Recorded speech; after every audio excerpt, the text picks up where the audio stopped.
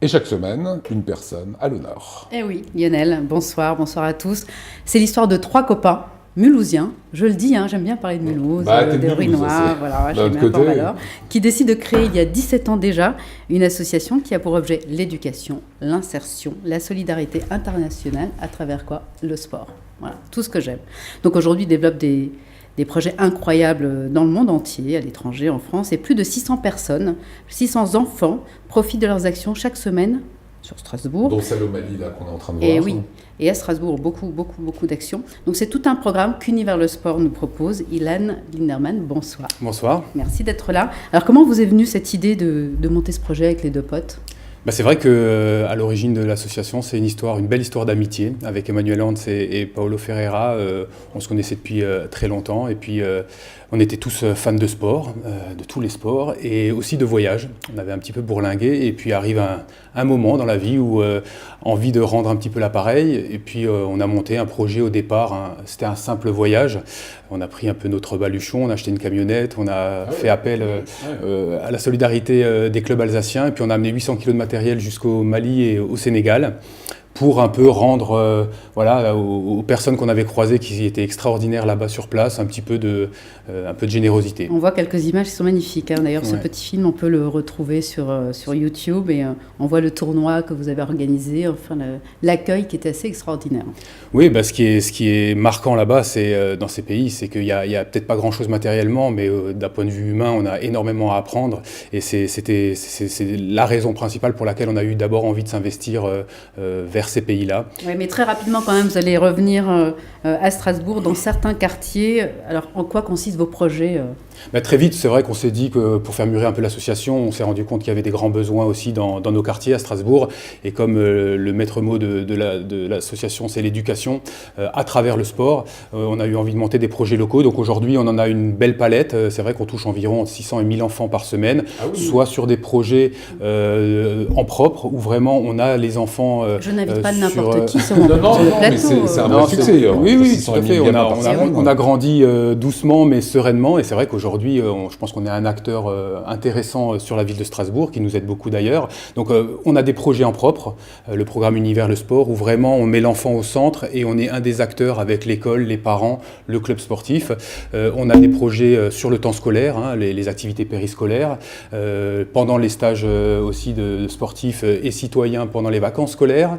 On a un projet au niveau local à Strasbourg sur la lutte contre l'obésité, la nutrition, le sport santé, parce que ça aussi c'est une vraie injustice, mais il y a dans nos quartiers prioritaires 30% de taux d'obésité chez les enfants en plus qu'ailleurs. Donc il faut faire de l'éducation autour de la scolarité, autour du bien manger, du bien vivre ensemble. Voilà. En fait, vous allez toujours quand même à l'étranger, c'est-à-dire que vous avez ce grand projet à Strasbourg, mais vous continuez vos projets d'école. Oui, on n'a pas délaissé nos premiers amours. Dès 2008, on a ouvert une école au Mali grâce à l'UNESCO, mais aussi grâce à notre parrain Cédric Kanté.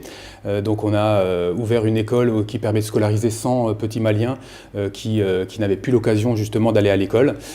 Donc ça c'est une vraie réussite. Et là on va ouvrir dans quelques semaines un centre d'éducation à Saint-Louis du Sénégal. Pas Saint-Louis dans le Haut-Rhin cette fois-ci, à Saint-Louis du Sénégal où il y a beaucoup d'enfants de la rue.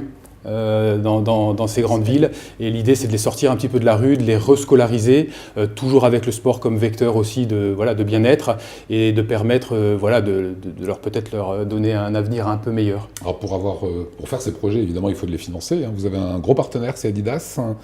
Oui. C'est quoi? On appelle ça du partenariat, du mécénat? Ouais, c'est un peu les deux. Alors déjà Adidas, c'est remarquable parce qu'ils étaient un des premiers à nous suivre. On va fêter les 10 ans de cette collaboration qui est vraiment intéressante.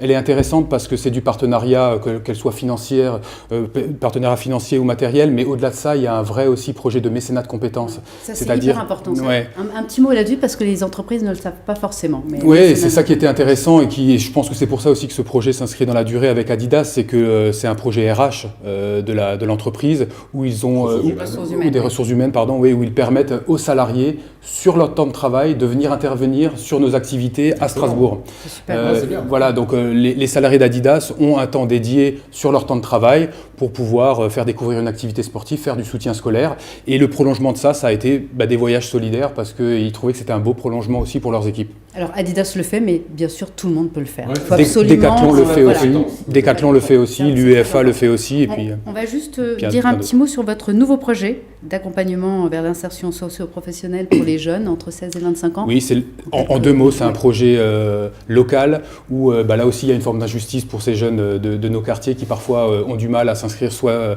à travers l'école, soit ensuite pour trouver du travail. Donc on est en train de regrouper une promotion de 20 jeunes que nous avons mis en service civique au sein de notre association avec des tuteurs.